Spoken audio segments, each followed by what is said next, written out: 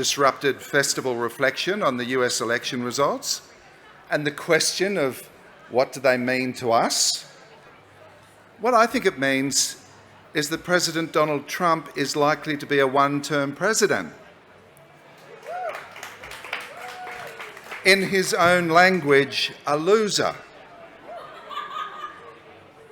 Or he may, for a time, ladies and gentlemen, remain the Mad King, barking orders at Melania and the snotty, red-eyed, weeping children, demanding that they take up arms behind the front door of the White House, whilst he plots with Steve, let's put Fauci's head on a spike, Bannon, to unleash the terrible fighting machine that is the Proud Boys.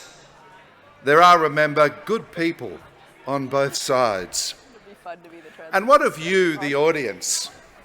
How many of you have been staring for days at your television screens, watching Wolf Blitzer and John King on CNN try very, very hard not to shout a small yippee as the red mirage turned into, if not a blue wave, but a nice little persistent swell?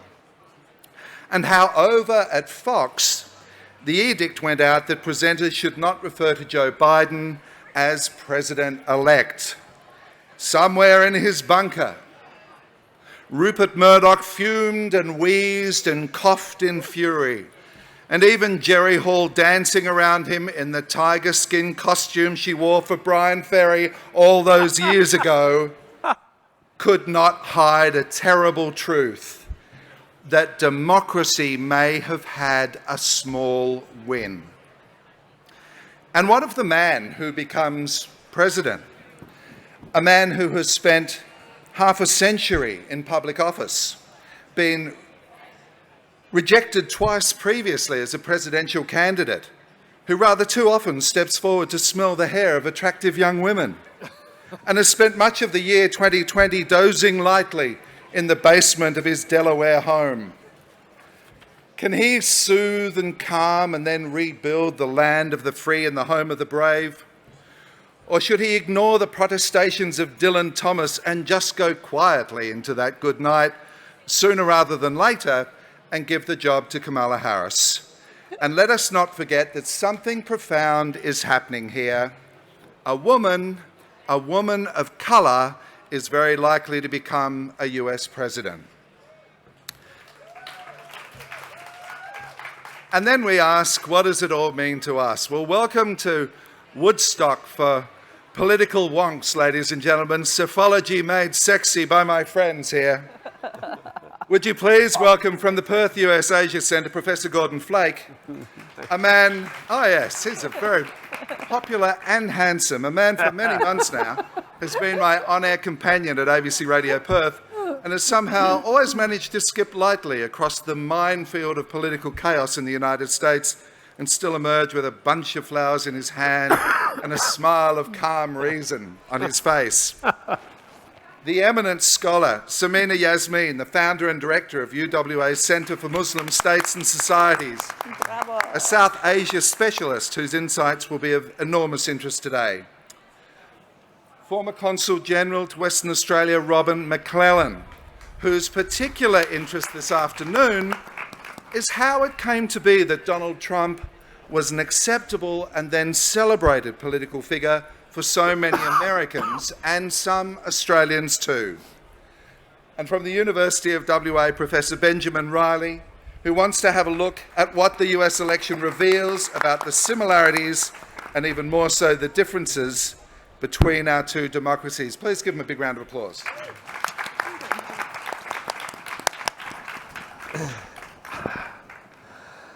All right. Let us begin with some observations from the panel about that which has unfolded in the last few days. What might have beguiled you, troubled you, given you reason to stay just a little longer in front of the television? Gordon, I'd like to start with you. Like most observers, I was disappointed by, not dismayed by the end of election night, in that there had been, in advance of the election, an expectation of a much larger transition than I think we actually saw. There was hopes that Florida or maybe even Texas, Ohio would flow, and this would be just a sweeping repudiation of not only of President Trump, but more importantly of Trumpism as a concept. And as Election Day in the United States wore on, it became increasingly apparent that wasn't the case, that it was still deeply divided, and the contest was narrow. So Robin and I had a chance to have a good conversation earlier that day, and in the end, I was forced, in fact, actually fortunate, to remember the lessons of 2 years prior.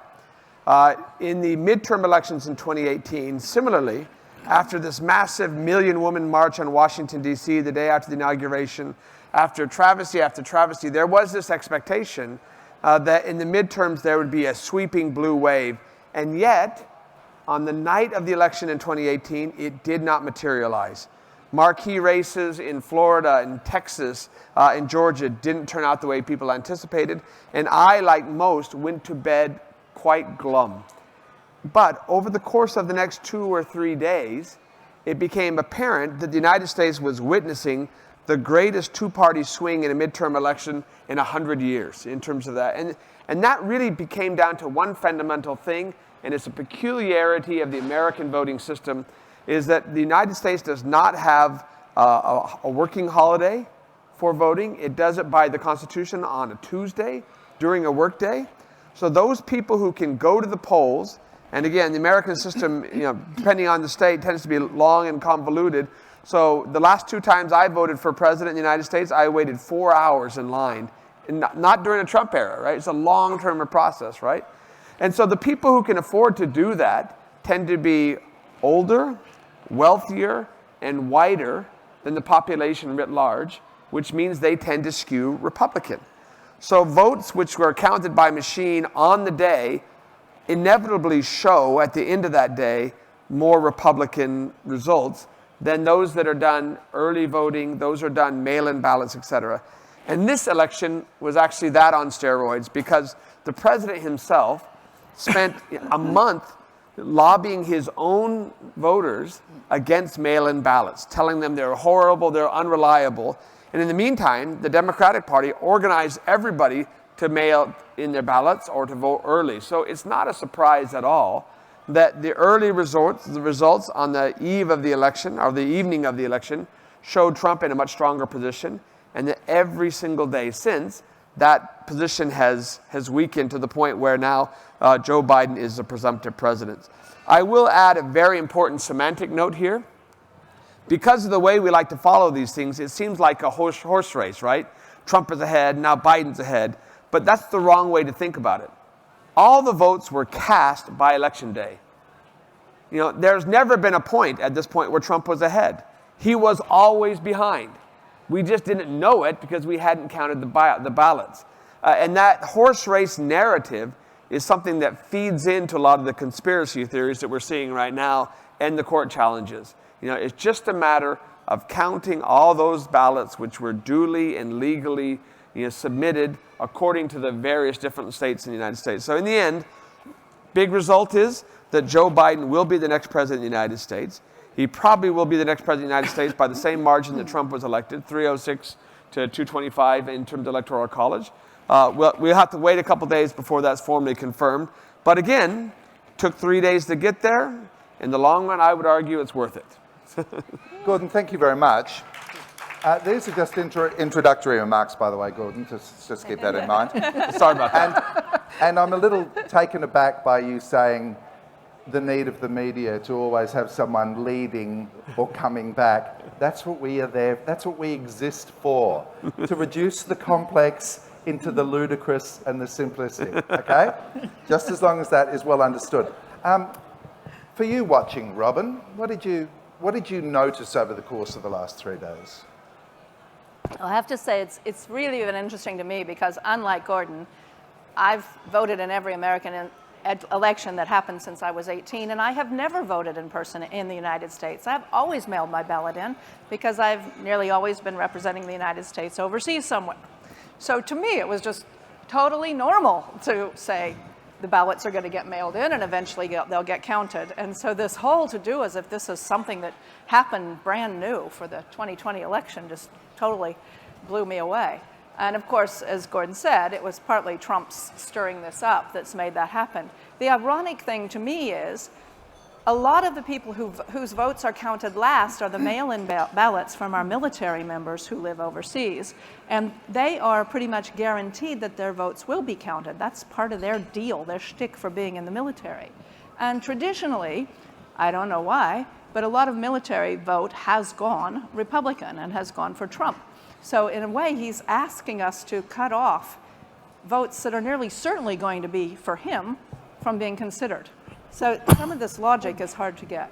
But you ask what blew me away, and I've got to say, it is that whatever I believe, whatever I think is just paramountly obvious, more than 69 million Americans disagree with me.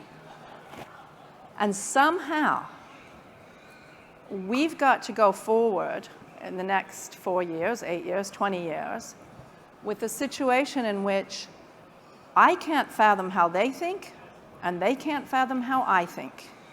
And one of the things that really disappointed me in a way is that the Democratic Party, in a way, doesn't seem to have learned that they're not reaching people. They're not, and you know, I'm from a town of 248 people in the very center of the United States in Kansas. When my mother passed away a few years ago, a gentleman came up to me at her funeral and said, "I'm so sorry your mother's not here anymore. Now I'm the only Democrat in the country, in the county. And so it's very, very right-wing. And poor Gordon's heard me make this analogy before, but if you think about, a lot of people vote based on history. I mean, we have all the circling around, the noise around the president, but everything else people do what maybe a few Australians do, and they just vote straight party because that's the way they've always voted. And so if I were to say to you, are there any Dockers supporters in the crowd? Come on, you don't have to be shy.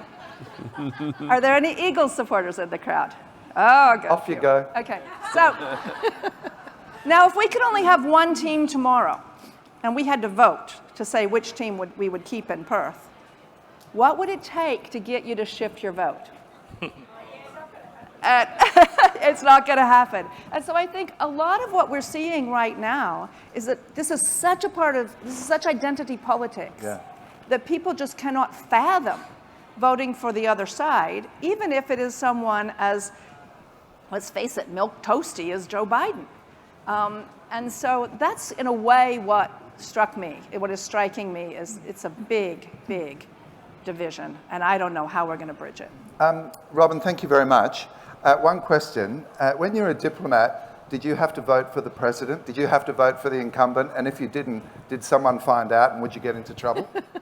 No. So you didn't have to vote for it. Nobody would know. And you didn't get in trouble. Now, if you voiced your opinion, or if you said whom you were going to vote for, or made a face, which I was probably too likely to do.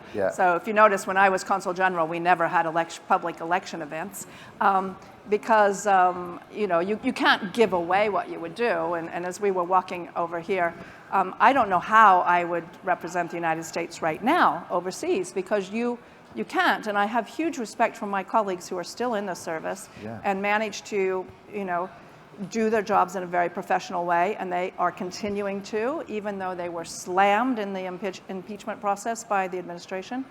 And I've just got huge respect for the people who do. But no, career foreign service officers are just that, career. I came in under George Bush Sr., served under Clinton, served under George Bush Jr., served under Obama, whom else?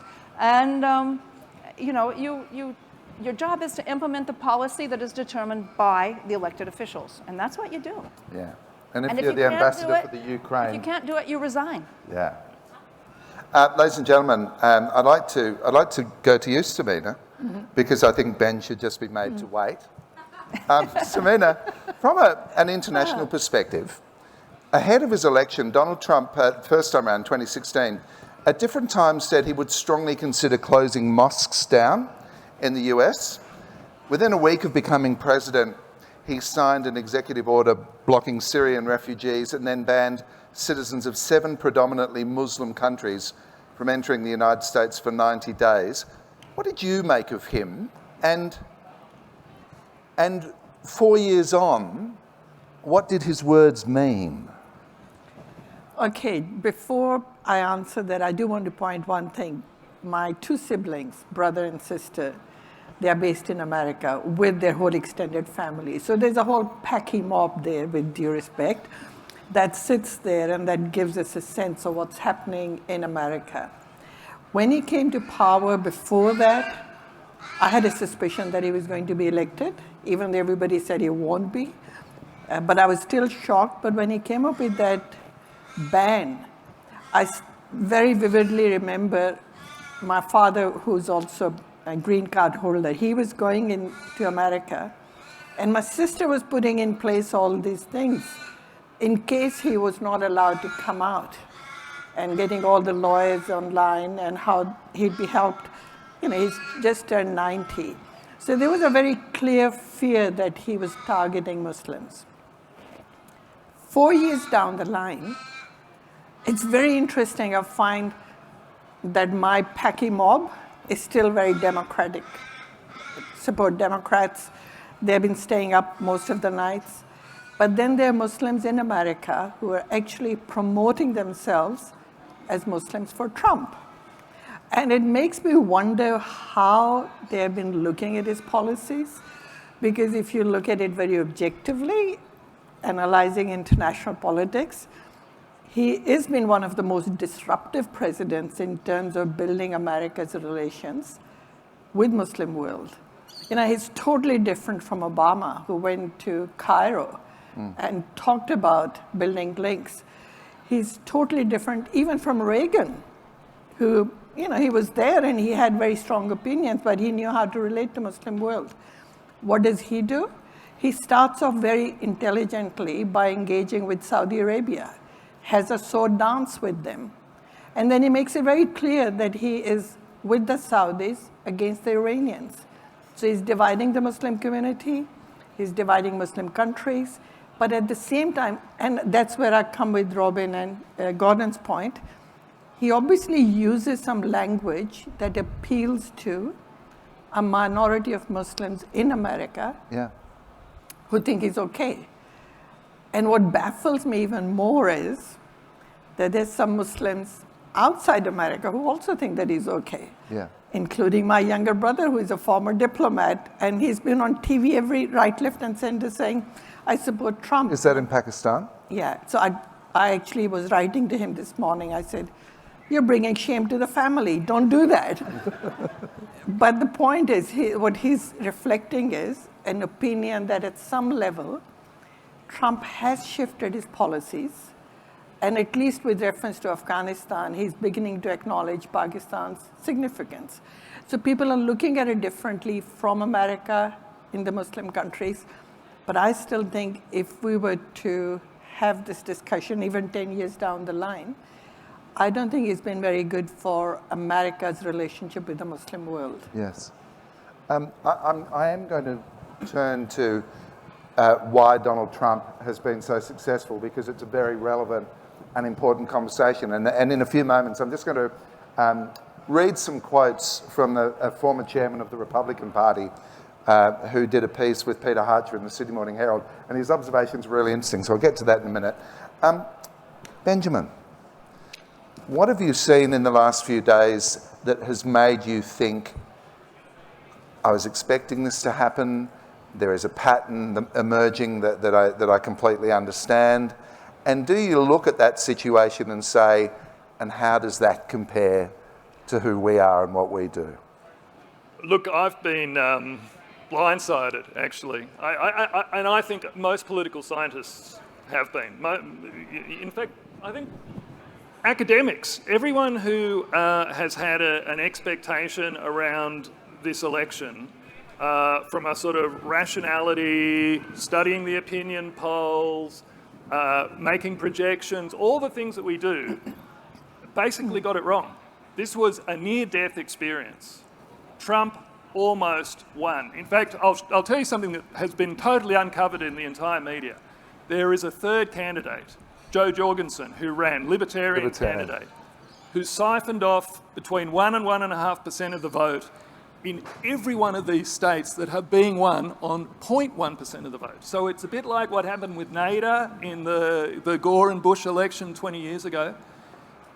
Thank God she ran, because most of that siphoning came from the Republican side. And I say thank God, this is partisan. I think 4 more years of Trump would have just been such a disaster.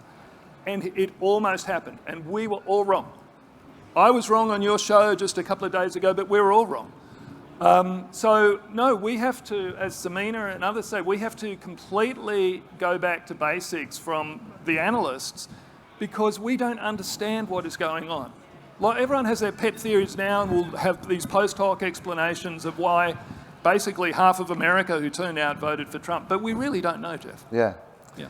Ladies and gentlemen, it's fantastic that you're here this afternoon, and in about 20 minutes, 25 minutes, we're going to have some roving microphones, and if you've got some questions, please ask them.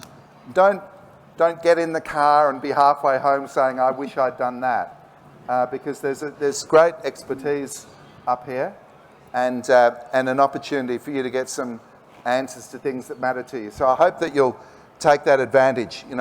This is not, we don't want this to be too formal. We want it to be pretty relaxed. I mentioned Peter Hartcher. He'd interviewed a guy named Michael Steele. Michael was the chairman of the Republican Party for 2 years, and the conversation was about the popularity of Donald Trump. And this is what he said. A lot of people have borne a sense of displacement, a sense of anger, a sense of frustration, a sense of being left behind. They see others moving into their neighbourhood. They don't look like you, but they seem to be doing better than you. Who are they? Where are they from? How much are they making? I'm a God-fearing person. Why are they tearing down the family? No one listens to them, he observes, and their concerns. And then this brash, populist son of a bitch comes along. This despot, remember this is the former chair of the Republican Party, this despot weaves a fairy tale about what he will do, and it's in a very aggressive lock her up kind of way. People feel a sense of security from that. Yes, be my avatar, fight for me.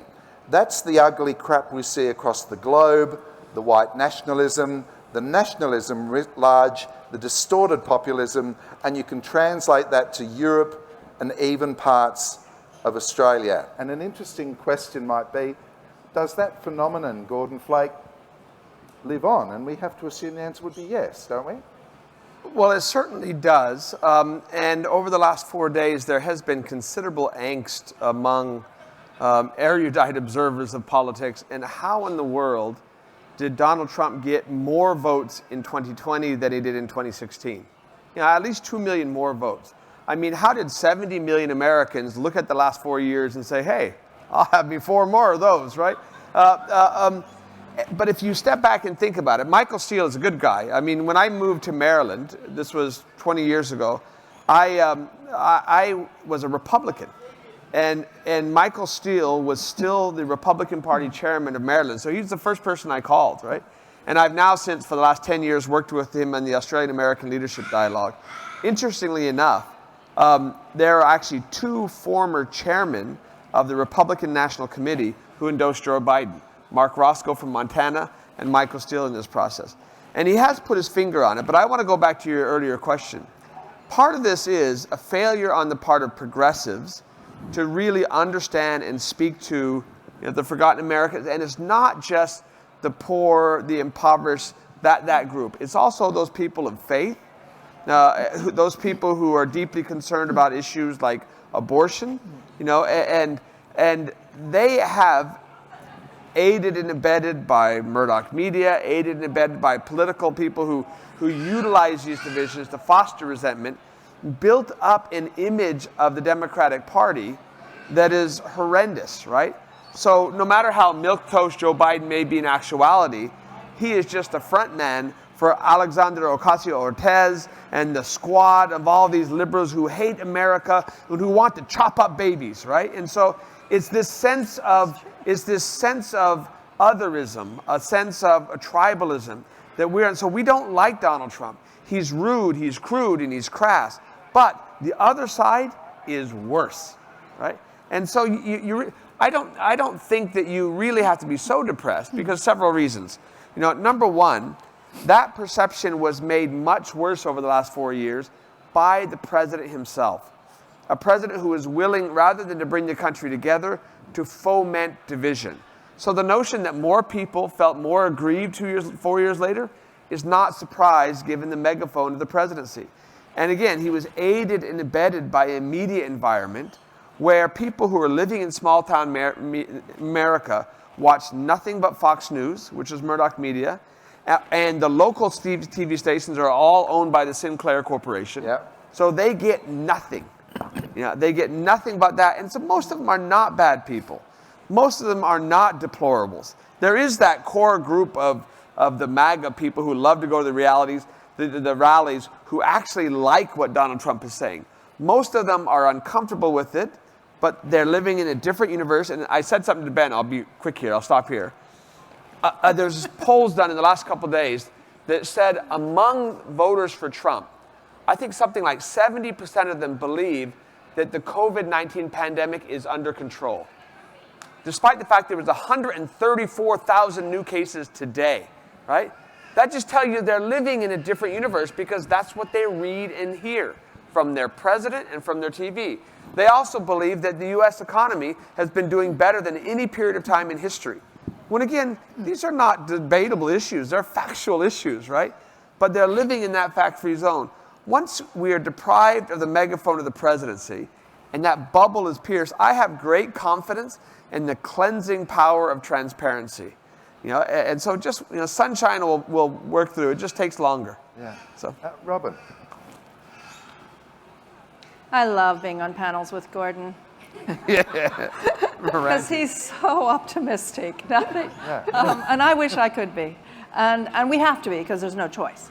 But I just think, I mean, his point about, you know, again, what can I bring you that somebody else can't? I can bring you my stories. My sister and her husband, my brother-in-law, they have COVID right now. They are hopefully getting over it. I am sure they voted for Trump. My brother, they turn on Fox News when they get up in the morning, and it does not get turned off all day. It's on the whole day in their very nice, comfortable house.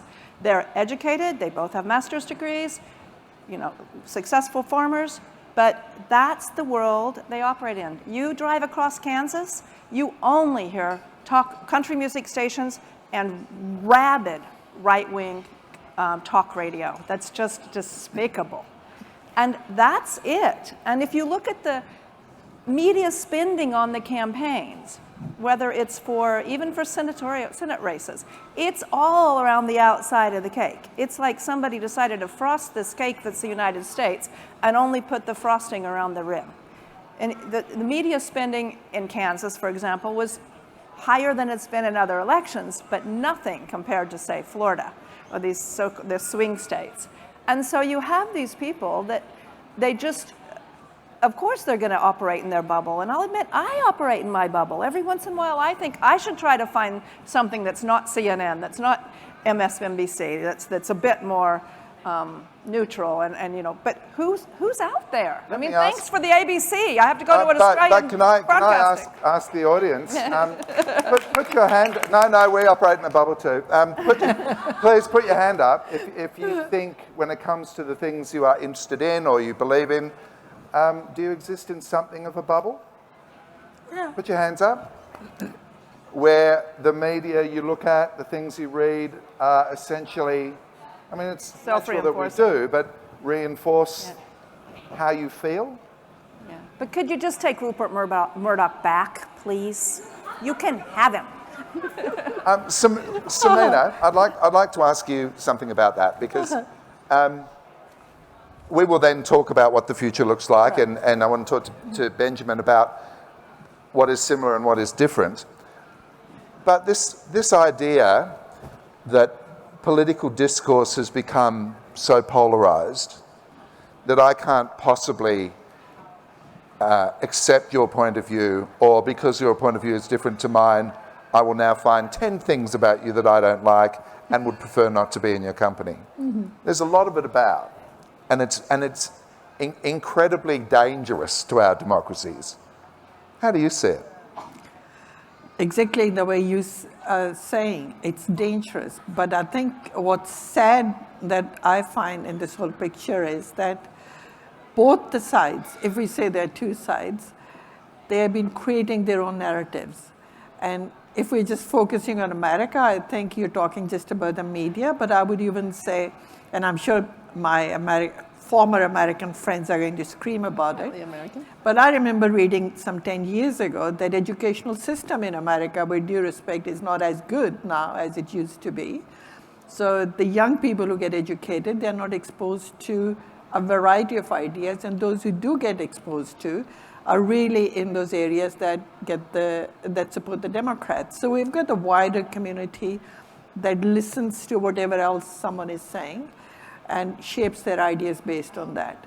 And then, of course, comes somebody like Trump, who, and that's where Ben would smile, because I've been saying that there's so much similarity between America today and Pakistan. All you need is a mad guy to stand up and say, that's the world that you need to follow.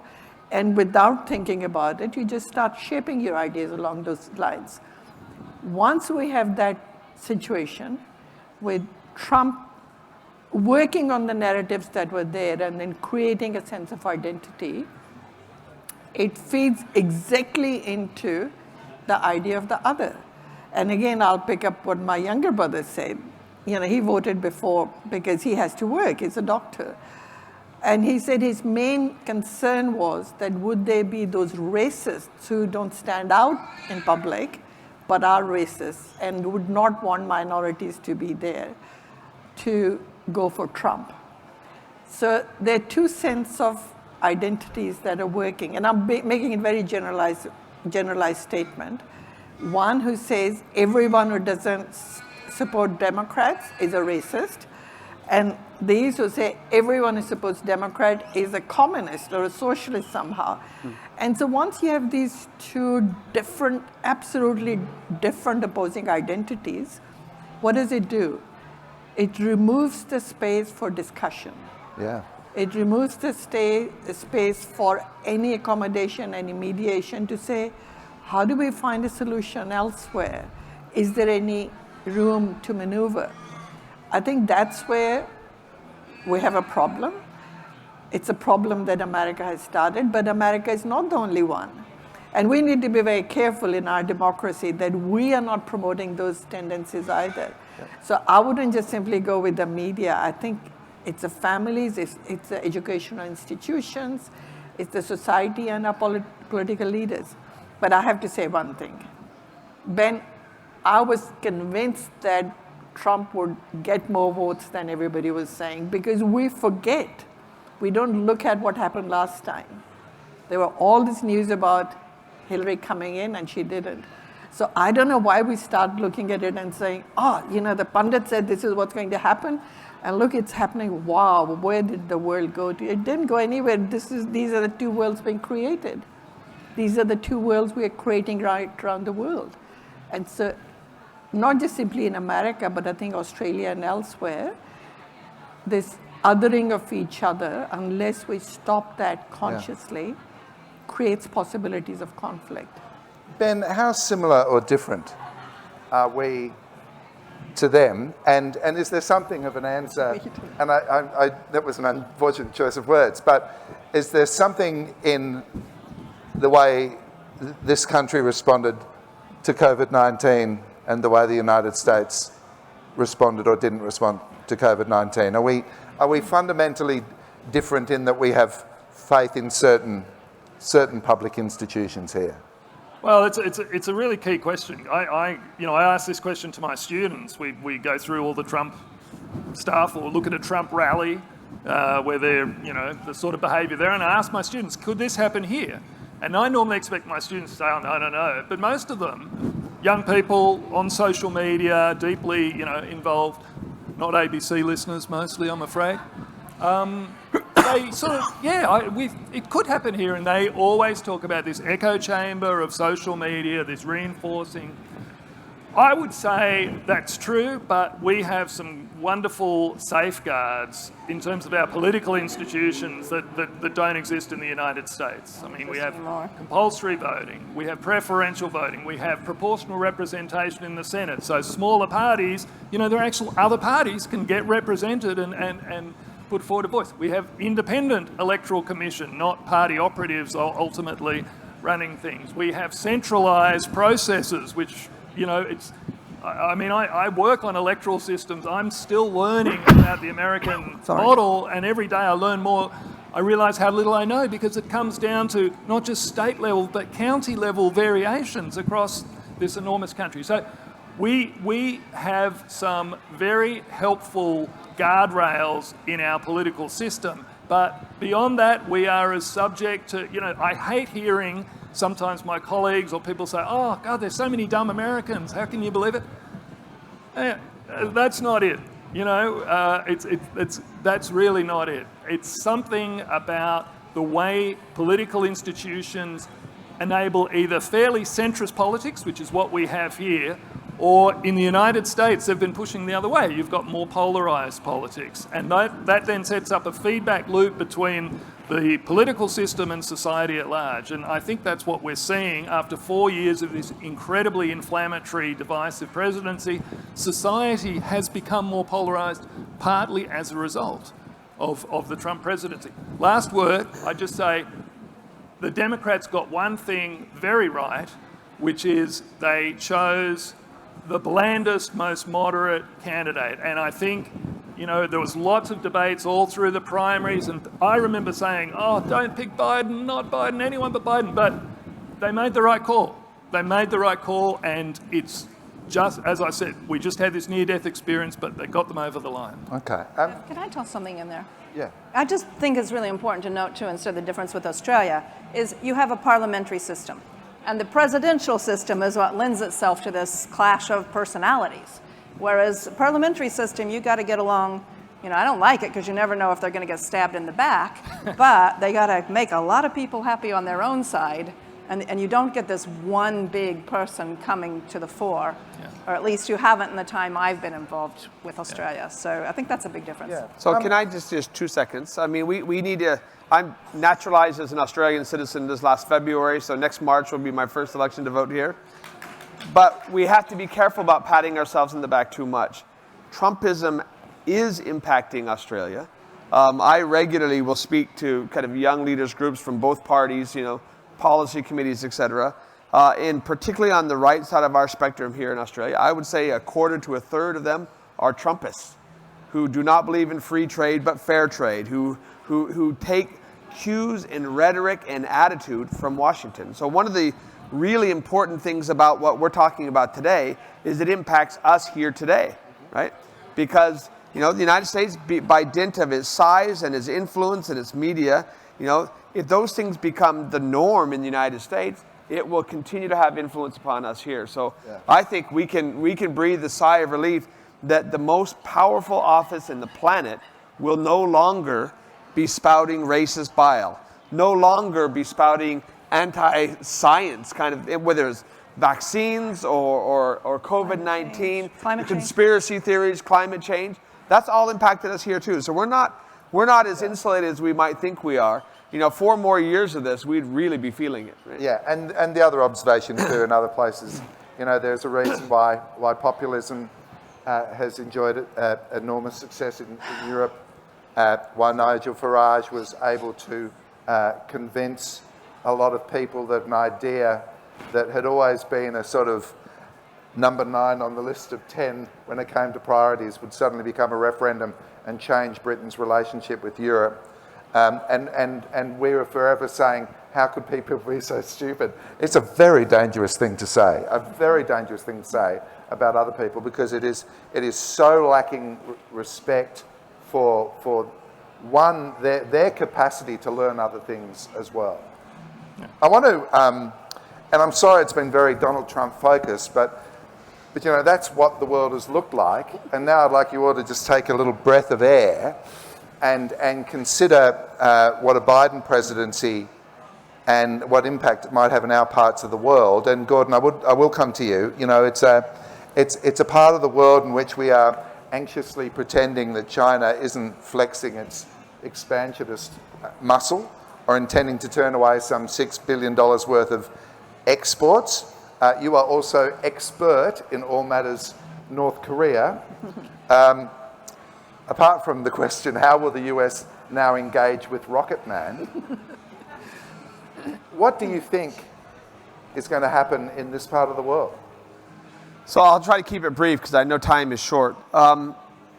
There has been a lot of ink spilled in the last 2 months about what this election means for Australia and for our region. I actually think they're missing the point. Our bilateral relationship with the United States is very strong. Unless you think I have nothing but bad things to say about conservatives, I think the Abbott government, the Turnbull government, the Morrison government have done better than any other country in the planet on managing the disruption of the Trump administration. They've handled that alliance very well, very skillfully, and they should be recognized for doing that. But having said that, the problem in our relationship is not the bilateral relationship. It's not climate change. Now, those things can be worked out. It really is the broader environment, our region. And this you have to understand our mantra here in Australia, which is rules-based order, rules-based order. Right? Because as a relatively small population of 25 million people in a region with almost 4 billion people, our ability to have sovereignty, our ability to protect our security, of course relies upon our own defense forces and alliance with the United States, but it also relies on us living in a world where might does not make right, where there are rules, there are institutions, there are standards, there are norms, there are organizations, which is why Aussies are the most full-throated advocates for multilateralism in the world. We love multilateralism, right? Well, for the last 3-4 years, the Trump administration's America First policy has been an America Alone policy, and he has trashed trade agreements, the World Health Organization, the Paris Climate Accords, anything multilateral which directly impacts us. So a Biden presidency would mean the United States returning to a much more normal role as an institution builder, an institution sustainer, in which means that the spectrum for Australia and US working together moves from the bilateral to the regional and the global, and that's a good thing. Samina Yasmeen, a South Asia perspective, please. Okay, there's been a feeling that somehow America and India have become very strong, with Trump and Modi's friendship being really the basis of that relationship. My reading is that even if it's confirmed that Biden is the next president, the relationship between India and America is not going to change, because that reflects interest of groups in the military, in other sections of the government, and they're independent of the changes at the top. India and America have signed a series of agreements, say, in the last 4 years, 2016, 2018, 2020 recently. It deals with Indian access to geospatial details, access to logistic facilities, and even other cooperation. So I would say when it comes to India-America relationship, it's going to continue the way it is. In fact, it's probably going to build on that, because what Gordon hasn't talked about, even Biden has talked about China, not in the way that Trump talks about, but he focuses on cooperation and confrontation both. So in that sense, I think America is going to continue to rely on India as a counterweight to the Chinese. What does that do to America-Pakistan relationship, which has been always creating a lot of conflict? I think Trump had recognized after initial really lousy tweets about Pakistan that America needs Pakistan to reduce its presence in Afghanistan. Now, the fact that that process might change, or not in the same way that Trump wanted, would really depend upon who would take over from Zalmay Khalilzad. So if Zalmay Khalilzad or someone like him stays in the picture, then maybe Pakistan would still say that, okay, America is building links with India, but we are not insignificant. But I think that whole picture is going to be very unsettling. One human aspect of this, which I was talking to you about, which is really funny, like since Kamala Harris was selected, you look at Indian media and they'll all bring out pictures of, say, you know, she's part from India. This is where she grew up. This is what she looked like. So she's ours. So when Biden comes in, we're in a great shape. And when you talk to, again, the Paki mob that I'd started with, they send me coverage to say, actually, Kamala Harris from the start was very critical of the Indian government's decision to revoke Article 370 that gave Kashmir a special status. And that's what Pakistan government under Imran Khan is building its whole image on. So it would be interesting to see how India would own or disown Kamala Harris and how Pakistan would say, she may be of Indian background, but really she's American and she is more normal than the previous. So I think that's an interesting bit, but I haven't talked about Iran. I think that's a separate story. I could if we had time. What I'd like to do, and thank you very much, we'd like some questions from you, and then I'm going to finish with an observation from our panel, the things that give you hope about whatever is unfolding in the United States. So please just raise your hand, tell us who you are, and we'll do our darndest. What do you want, my name or my age? Your social security numbers. Okay, fair enough. It starts with 3. My name's Nigel, and I would just like to ask the question to the panel. Do you think Donald Trump was a one-off phenomenon, or will someone else like him reappear? And the second question is, do you think this time the Democrats will pick one? Would you like to have a go at that? Me? Sure. No, he's not a one-off, and he's actually provided a new template for disruptive, conservative. You know, conservative's actually the wrong word. What he did was take some traditional left-wing ideas like economic protectionism and various things that working class people in particular, some benefits for working class people, and meld them with some traditional right-wing approaches, tax cuts, and create a new model. And that's a model that will reappear. And so I don't think we're necessarily going to see the height of sort of just ugliness and craziness, but some of the other issues, yeah, we'll see them again for sure. Can I disagree with Ben? Because again, my role here is to be optimistic. The interesting thing about the last 4 years is really there are no mini Trumps. There are a lot of pretenders, but Trump really is a sociopath, right? He is incapable of shame. He's incapable, and that led to a very unique phenomenon. Things that would normally destroy any other politician and continue to destroy every other politician that tries to be like him didn't faze him. He gets caught in a lie, he comes back and repeats it 10 times. He gets caught with a porn star, comes back and does it again, right? So it's just, I have yet to see mini Trumps. I've yet to see others. They're populists, but populists are not new. Trump is a one-off. Okay, now can I disagree with this? I think I'm on Ben with this. Because I really think what you're missing is that once you start a narrative of othering and having this image of, the world is bad, others learn it. And over a period of time, as my research on Islamic militancy tells me, people come up who would use the same. They'll reframe it, but in a way that sells at that time. So I don't think it's one-off idea. And could we add, unless he's a convicted felon by then, he can run again in 4 years. Yeah. Oh.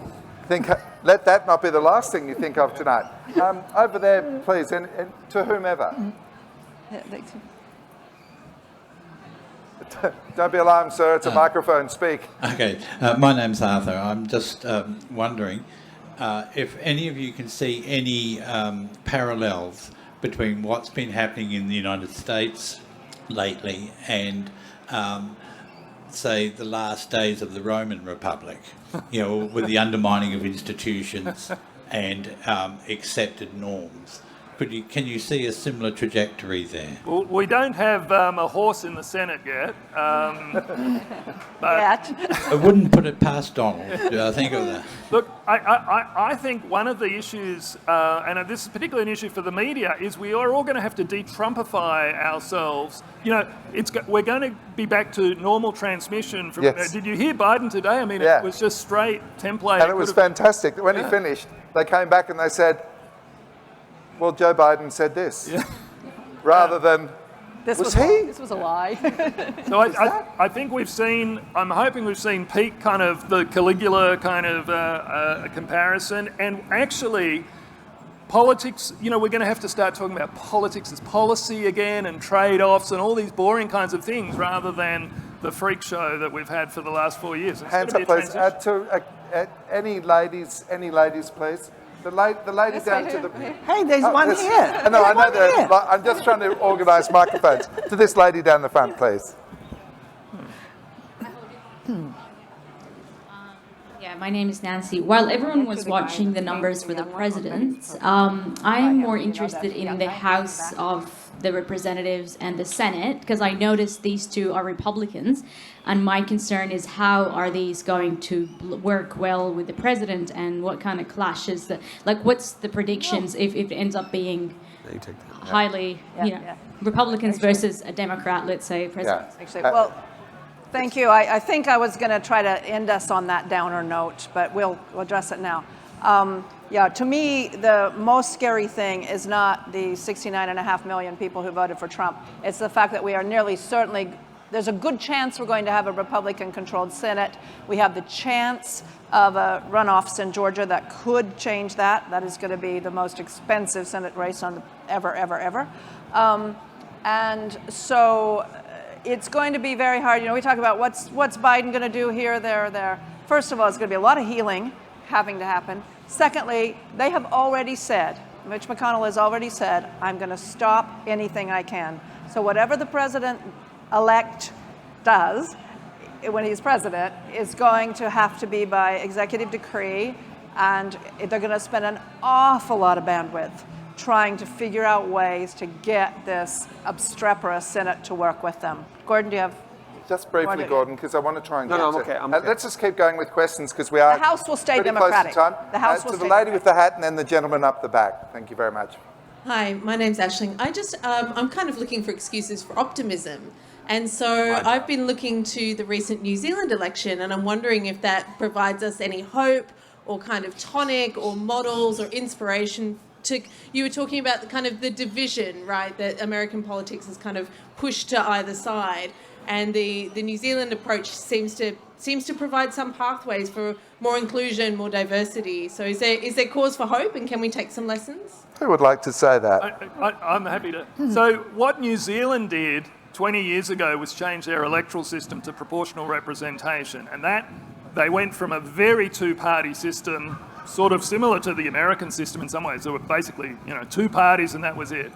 And what that's done over time is allowed this flowering of diversity in all sorts of ways. It's allowed political parties also to become more internally diverse, to put, gay candidates forward, LGBTQ. The Maori issue has been dealt with differently. But the fundamental change was that they changed their political institutions. If America could change their political institutions in a similar way, politics would change enormously. The problem in America is that the people who have to make the change of the political institution are the existing politicians, and they don't want to change. I'd just say, remember, for 8 years, America had an African-American president. And just wake me up when New Zealand has a Maori president, or prime minister. At the same time, we now, in a matter of months, will have an Indian-American / African-American vice president woman who could well be next president. So the system isn't entirely bereft of hope in that process. And also be very clear that in this country we have two political parties that dominate profoundly, and we seem to think that there's very little room for other voices in the parliament. We push them to the side. The gentleman in the pink shirt. Thank you to the panel. My name's Michael McPhail. My question is, about the impact of the last 4 years on the Australian-American relationship and our place in the Indo-Pacific region. I think it's fair to say that the last 4 years under Trump have put Australia in a really awkward position when it comes to China, and we've seen that play out. And I think it's also fair to say that the next 4 years might be something of a balm for that, in that more measured, less belligerent, etc. But I think we've learned we can't rely on America anymore in the way that we have and our allies have over the last 50 years. So what does that mean for Australia and how we need to conduct ourselves in the Indo-Pacific region? That's a great question, and I'm just not sure who's going to answer it first. Well, can I just start? I think, personally, I think this whole discussion of the Quad, which really reflects, and Ben may have a different opinion on that, America, Australia, India, and Japan. I think it's a very undemocratic sort of a grouping that's coming up. Australia needs to get out of that. Australia needs to rely on its own identity in the region as someone very different, similar but different. To say we can make our own decisions, it doesn't mean, exactly as Gordon was saying, that we don't have to give up on our relationship with the US. That's important, we retain that. But we don't have to compromise our relationship with China. We have to retain that too. Because there's no point building one at the expense of another.